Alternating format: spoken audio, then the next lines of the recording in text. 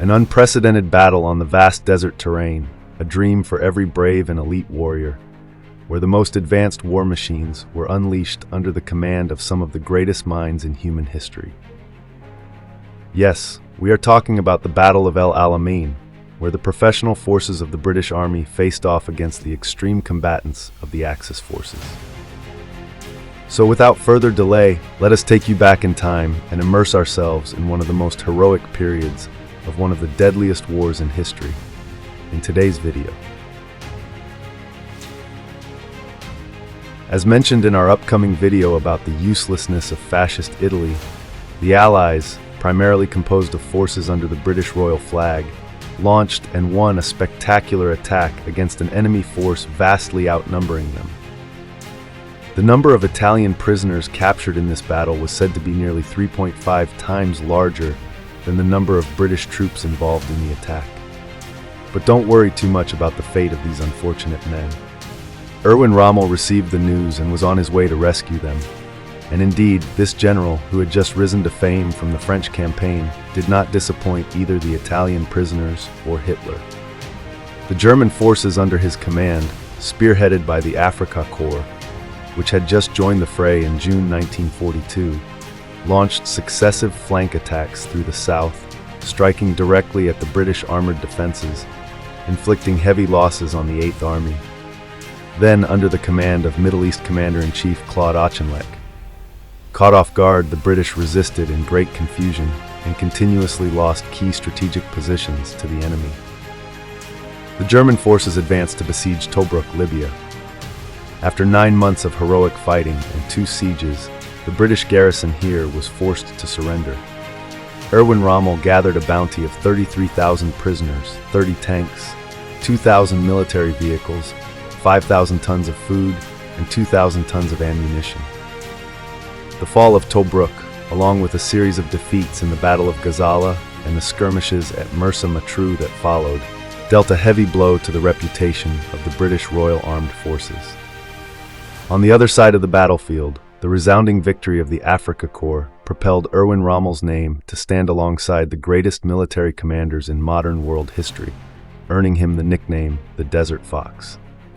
By June 1942, he was officially promoted to Field Marshal. It is worth noting that the Nazis had another general, also promoted to Field Marshal in 1942, whose talents were considered by many to surpass even Erwin Rommel's.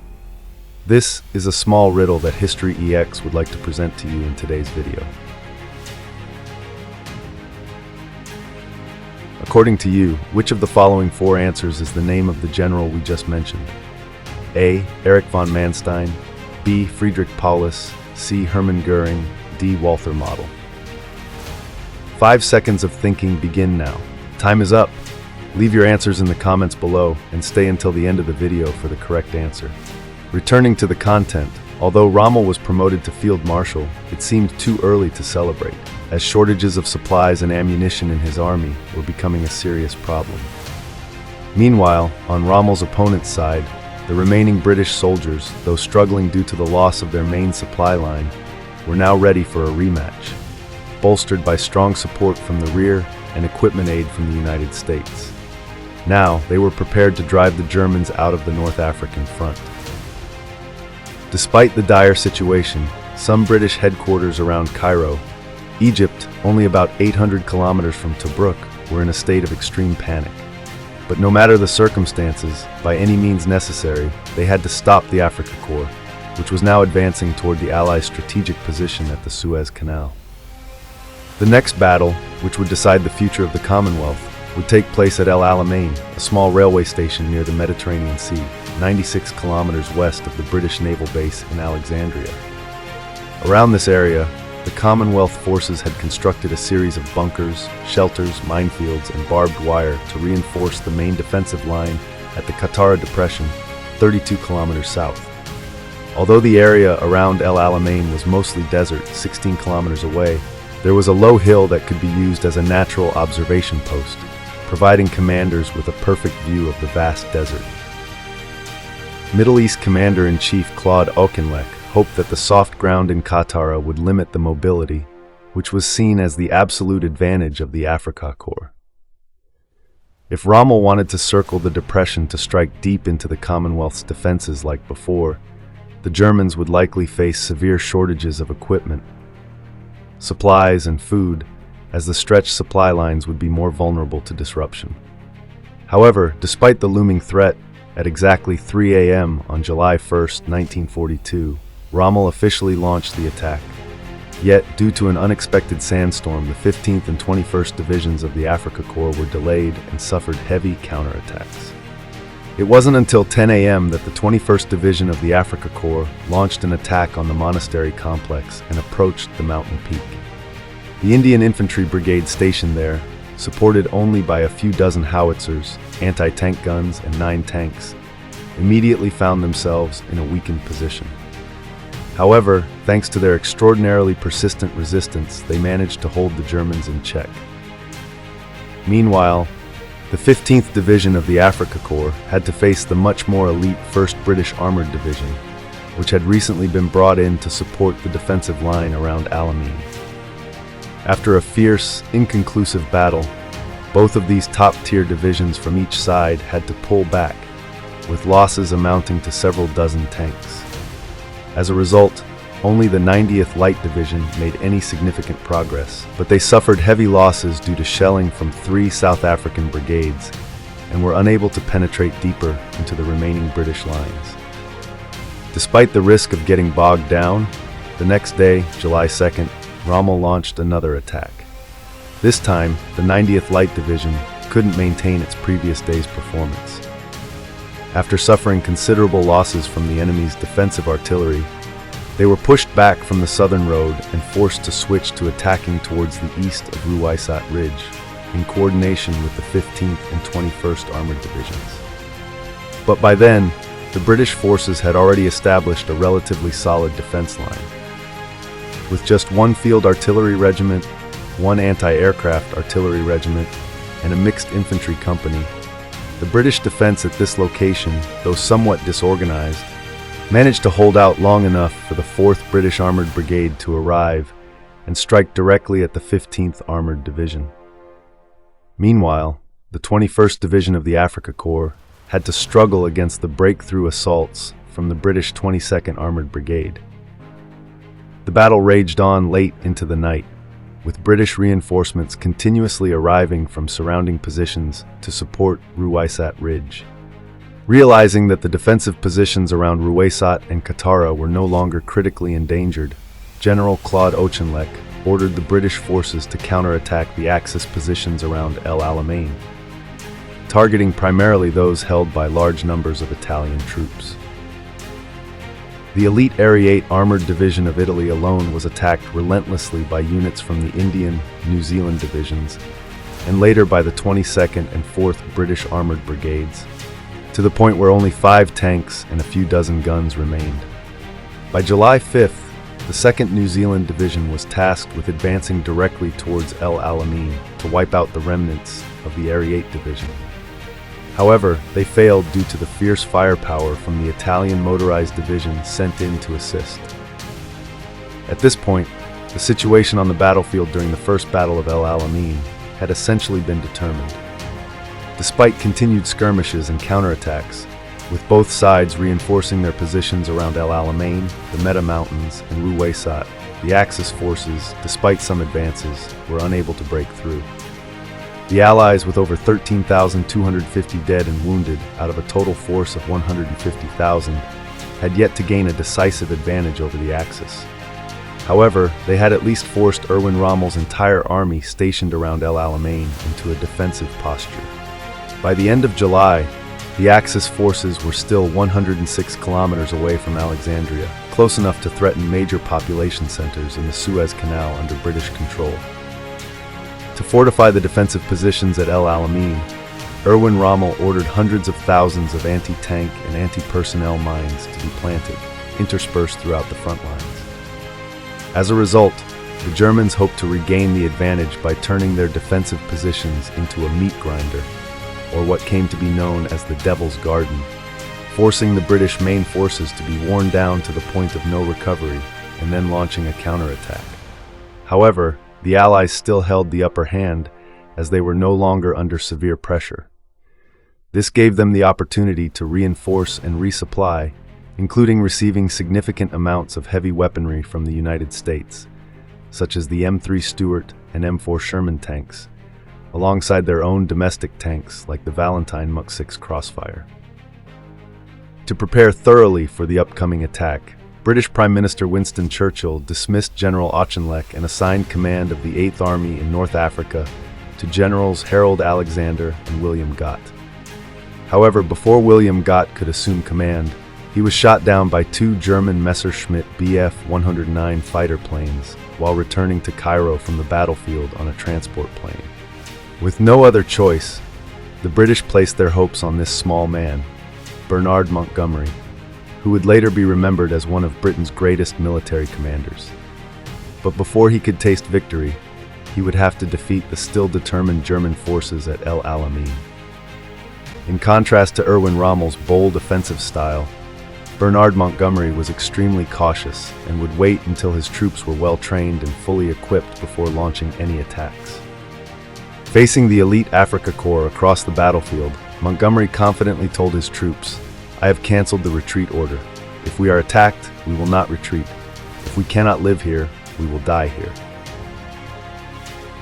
Before the battle, Prime Minister Winston Churchill personally visited the British troops and, based on his own experience following a heart attack, shared a humorous tip with the soldiers for maintaining good health: drinking, smoking, and above all, avoiding exercise.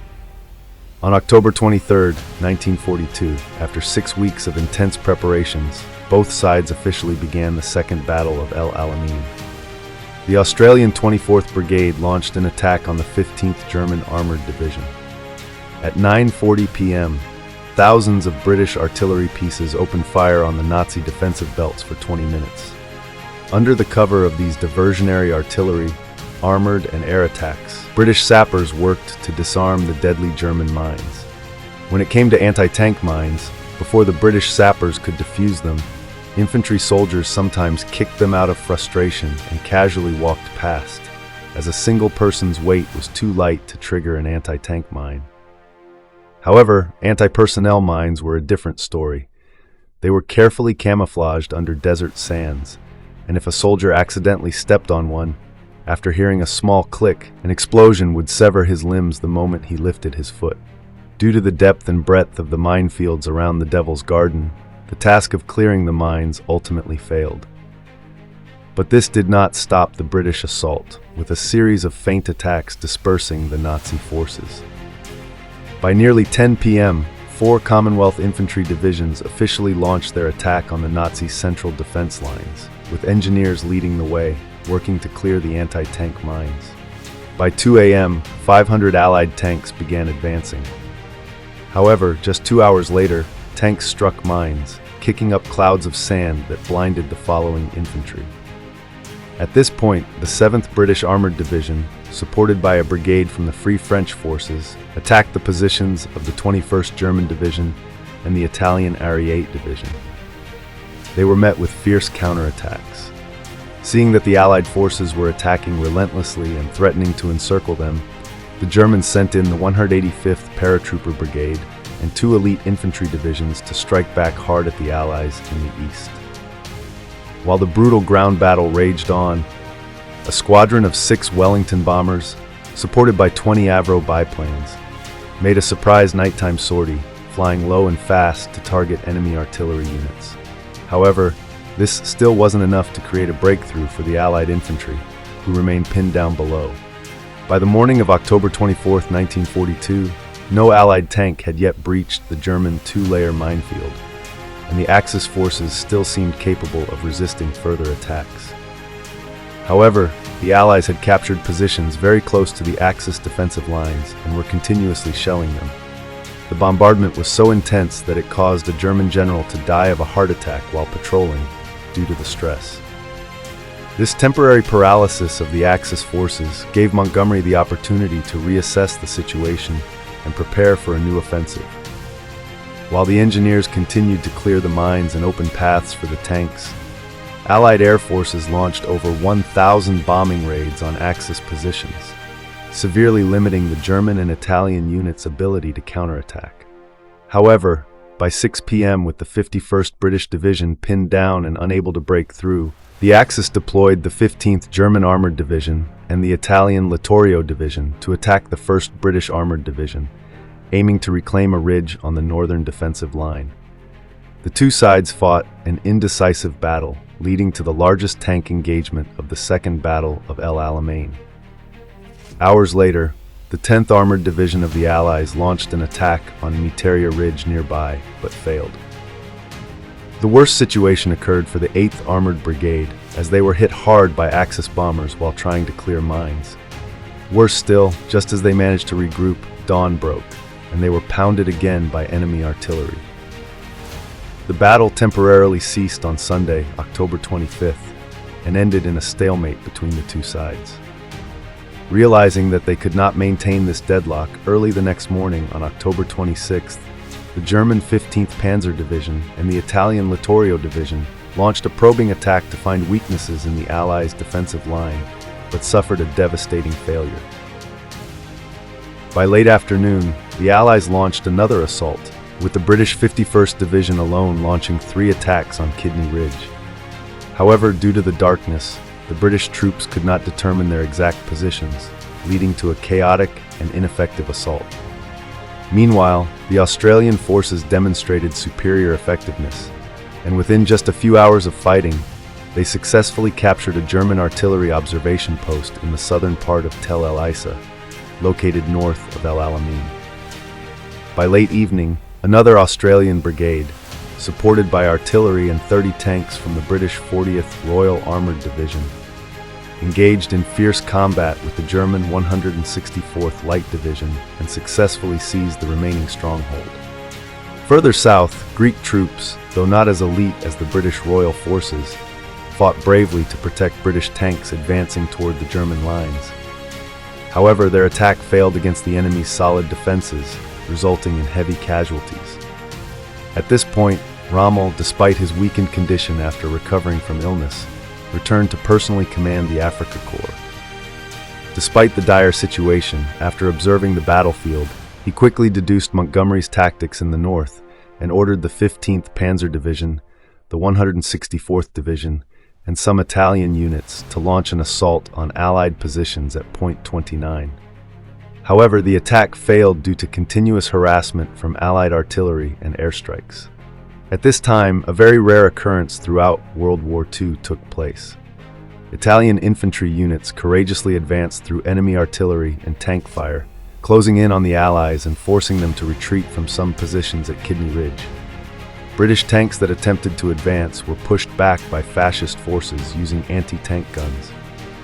In London, Prime Minister Winston Churchill, upon hearing the news, shouted, "Why is it so hard to find a general who knows how to fight a battle?" At certain defensive positions, the Germans lowered their 88mm anti-aircraft guns and used a few tanks as bait. When British tanks advanced into the optimal firing range of the pre-positioned anti-aircraft guns, they would open fire, shattering even the heaviest British tanks. The fierce battle continued, with the British capturing a few more outposts, but still unable to gain a decisive advantage. However, the situation for the Germans worsened considerably. Not only had some elite units been transferred to the Eastern Front, but Rommel also faced difficulties as supply ships carrying essential fuel and goods for the Afrika Korps were being heavily attacked. By the final days of October 1942, almost all supplies for Rommel's army had run dry. Rommel, now with no other choice, deployed his last elite reserve force, the 90th Light Division. Upon receiving this information, Montgomery ordered a concentrated attack further south, gradually forcing the fascist forces to retreat into their final defensive positions at El Alamein and Kidney Ridge. The final skirmishes between the two sides began. The 90th Light Division charged the Australian forces, but was met with overwhelming artillery fire, forcing them to retreat without any success. On October 28th, the 15th and 21st Panzer Divisions launched a daring attack on the British, but they were repelled in a disastrous state. By the afternoon, these two divisions attempted to attack once more, but Allied air raids were so intense that they couldn't even regroup. By this point, nearly all of the strongest German units had been shattered, and their remaining forces were continuously worn down by relentless attacks from British Commonwealth forces. Seeing this, at 1 a.m. on November 2nd, Montgomery decided to launch a full-scale attack. The assault began with an aerial bombardment on the remaining German infrastructure, followed by an attack by the 2nd New Zealand Division, along with British Infantry Brigades 152, 133, and 151, supported by the 9th British Armoured Brigade, which had just been redeployed from the El Alamein train station to the front lines. The Germans, defending in a desperate situation, used every anti-tank weapon they had to target the advancing British forces, destroying nearly 1/3 of the remaining strength of the 9th British Armoured Brigade. By 11 a.m. on November 2nd, the remnants of the 15th and 21st Panzer Divisions and the Italian Littorio Division launched a counterattack on the British, but the assault failed, and most of the remaining German and Italian tanks were destroyed. In a dire situation by November 4th, Rommel ordered a full retreat across the entire front, defying Hitler's orders to hold the line. As they withdrew, Rommel's forces destroyed roads and laid mines to slow the Allied advance, while Italian units were positioned in the rear, allowing German forces to retreat first. Once again, the Italian forces fought to the last bullet, surrendering only after running out of ammunition. By December 11, 1942, the Germans, in a desperate situation, launched a final assault on the pursuing Allied forces, inflicting heavy casualties, but continuing to retreat to the Axis's final defensive lines at Wadi Zemzem. Thus, the Battle of El Alamein ended in a disastrous defeat for the Axis forces, with over 10,000 killed or wounded, while more than 13,000 Allied soldiers also perished. According to some experts, El Alamein, like other battles, saw the German army repeatedly crushed by the overwhelming strength of their opponents, while the fighting capability of their Italian allies contributed little to the overall effort. So, what are your thoughts on this battle? Let us know in the comments below. And the answer to the quiz is A. Erich von Manstein.